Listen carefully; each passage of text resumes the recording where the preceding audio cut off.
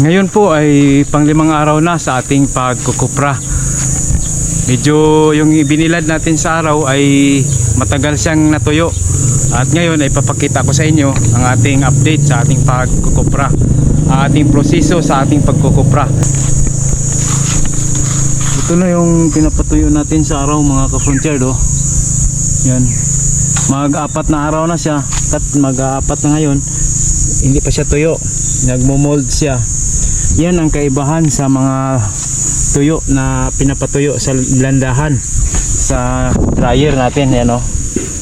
Yan, meron siyang molds. Yan ang kaibahan kasi sa gabi ay iniiwan lang namin. Tinatakpan lang siya. Kaya puntahan natin dito sa ating dangkahan.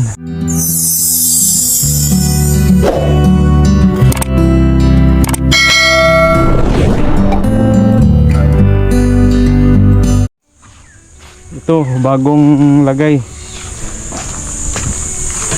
At patuloy pa rin ang ating pagbibiyak ng buong nyug, buong piraso ng nyug. Ito, si Domingming.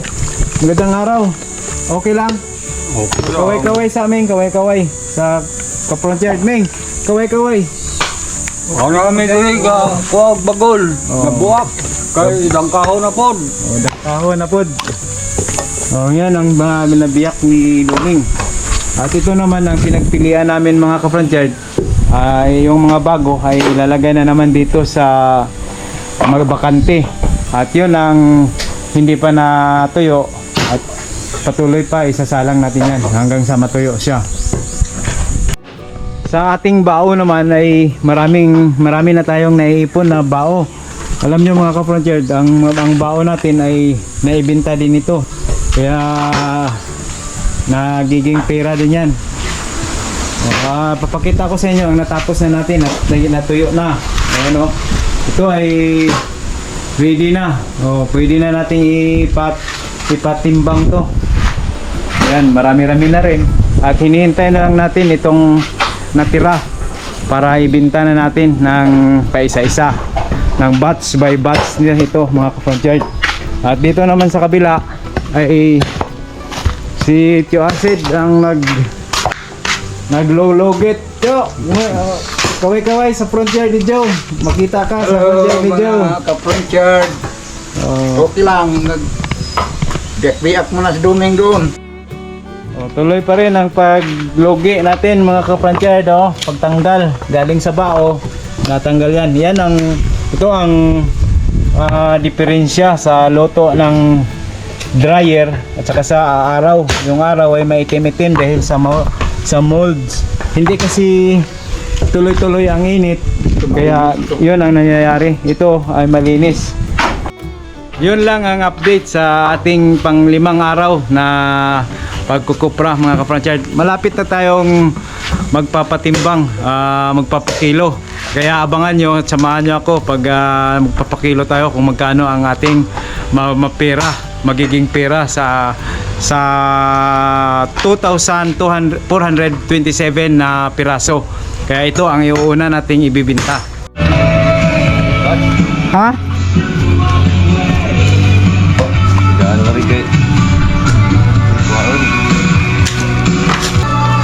Hello mga ka-frontier.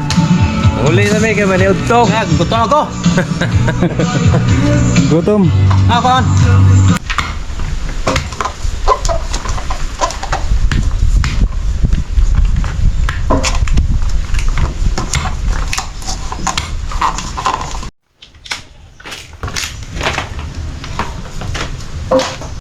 Ngayon ay nandito tayo sa Area 3 mga ka-frontier.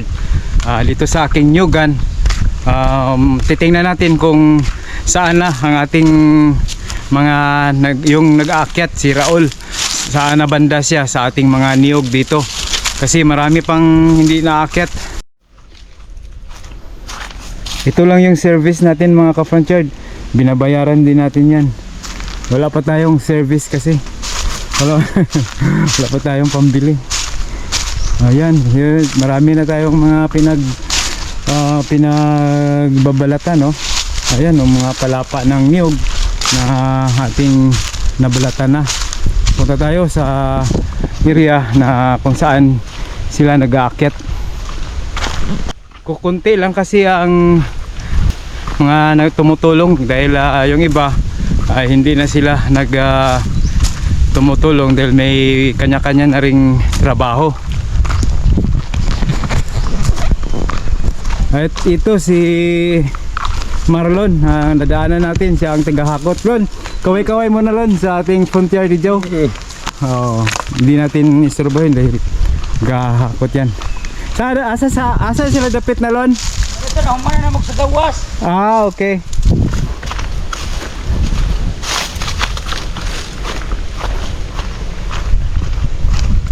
Ito ang magandang estilo sa aming pagkukupra kasi naibenta din yung mga bao, mga ka-frontier. Binabalatan natin para yung mga bao ay maibenta natin. May presyo na kasi yung mga bao natin dito. Wala na si Raul dito. Dito siguro banda. Dito sila. Ang ating taga pagbalat si Venus, kaway-kaway sa frontier ni Joe. Hago na.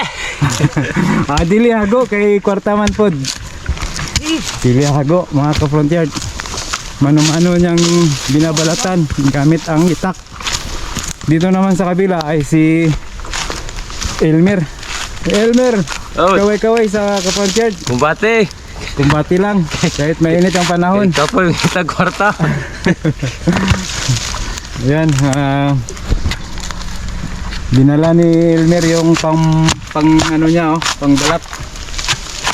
Dito tayo kay Raul. Andun na si Raul sa taas mga ka-frontier. Ito marami ding bunga yung inakyat niya. Ayan, mahirap talaga ang taga-akyat mga ka-frontier. Matayog yung lubi na inaakyat. Nakakatakot pag tayo ang paakyatin pag hindi sanay.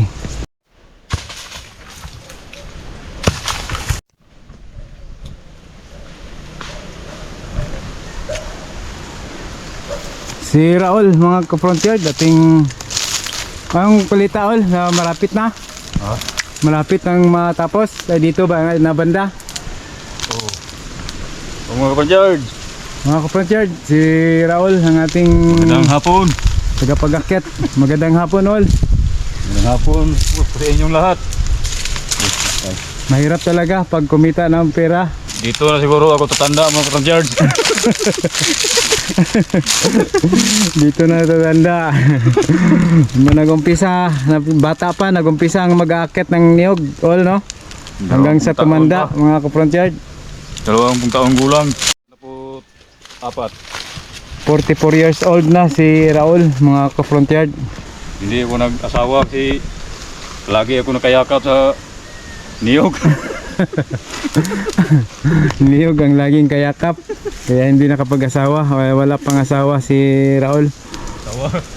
Tawa na nakayakap sa puno ng niyog.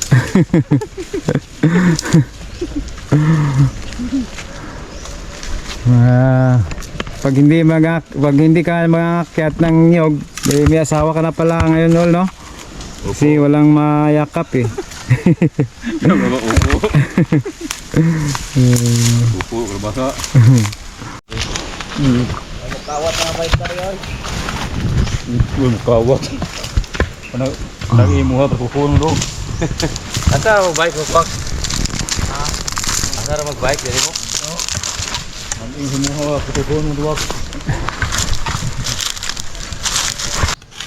Mano-mano lang ang ginawa ni Mana guys. Buhi tanay kay damo to kwarta. Kay yala sa utin February. ito mga ka-frontier, hangingi ako ng buko kasi mainit. Inumin natin. Grabe, maliit lang ang ito ang buko sa tag-init. Maliit ang piraso.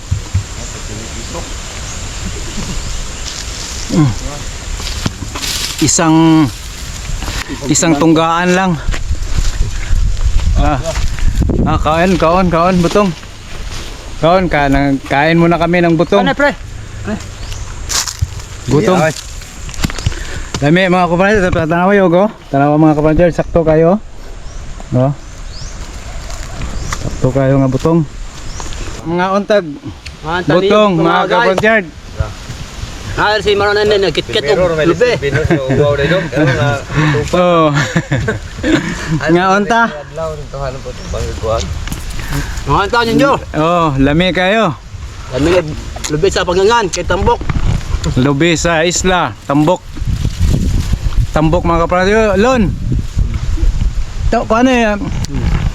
Bigyan agdaha ang atong mga kapatid. Mga ito mga Mga unda. Wala hindi na hindi na nagaya si Marlon mga kapatid. Ngayon ay babalik na ako sa landahan, sa aming dangkahan. May dala akong isang buko. Nakakain na, busog na ako. Asa si Marlon? Tara. Marlon nag-hakot. Tara na sa mataw.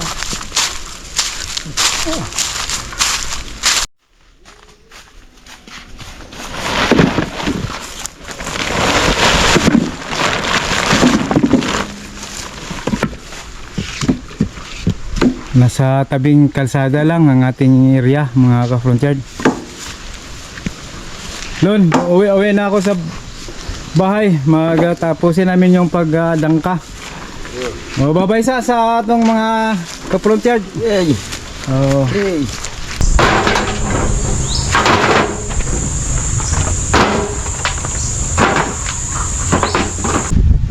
Four. 5 6 7 8 9 40 43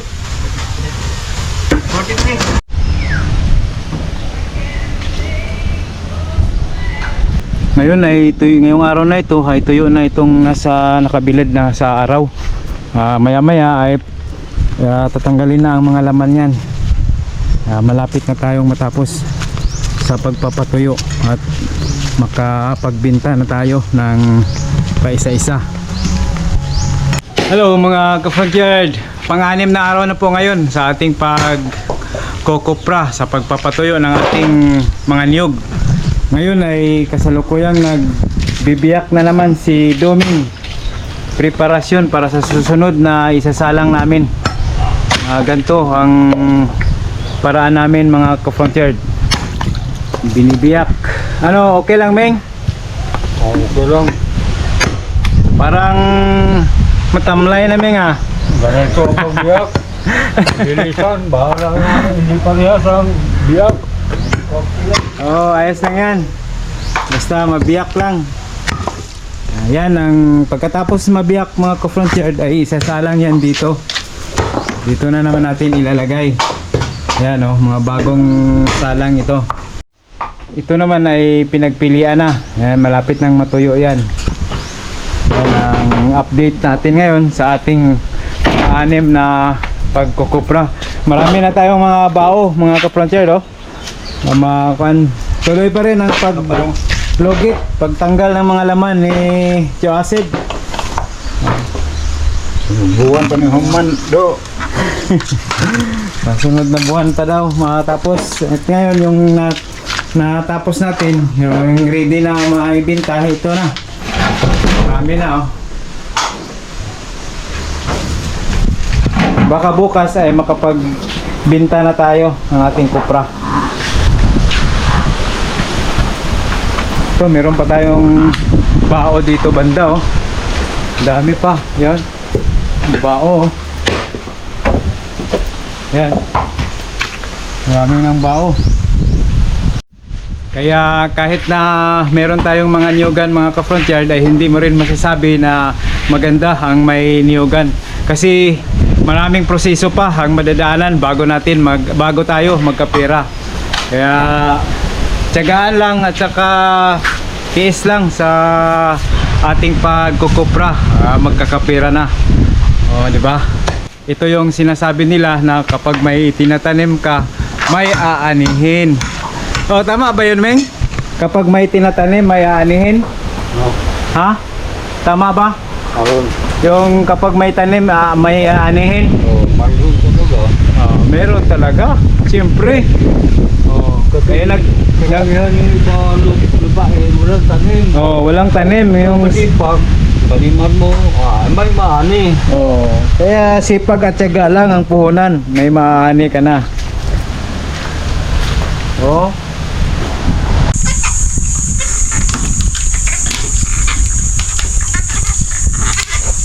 Kung mag-lugi lang, kaya magkakuha yan, nalay.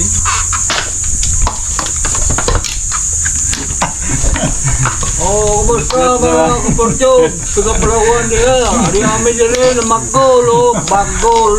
Lug. Nyog. Magulog ko.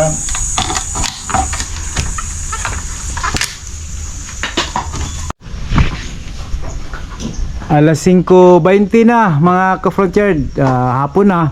Naabutan na kami ng hapon at hindi pa rin kami natapos sa pagtatanggal ng mga laman ng niyog ng ating kupra. Patuloy pa rin ang ating pag-dryer. Yan, marami na tayong bao at saka yung bunot palapa ng niyog, marami na. Marami na rin ang ating na mga yung nakupra. Yan marami na yan. Sa Huwebes, ang balak namin na magpatimbang, magbinta ng ating kupra. Kaya abangan nyo mga ka-frontier, sama tayo sa pagpunta sa pagbinta ng ating kupra. Ito meron pa rin, bibiyakin pa yan, at saka meron pang aakyatin. Ayun lang ang update ko sa maghapong ito, sa pang-anim na araw ng aming pagkukupra. Ming, babay na kay ugma na pod. Ming, babay na kay ugma na pod ta. Bye-bye. Bye-bye mga ka-frontier. kalaan.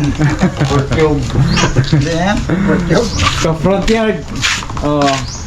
At saka pag hindi, meron pa isa mga ka-frontier, pag magpasiga sa ating dangkahan ay pag kunti-kunti lang. Wag damihan ng yung panggatong, pa kunti-kunti lang para hindi masunog yung ating kupra. At saka hindi lang kupra, ba yung dangkahan ng masusunog for safety mga ka-frontier. Malapit pa ang Huwebes. Malapit ng Huwebes.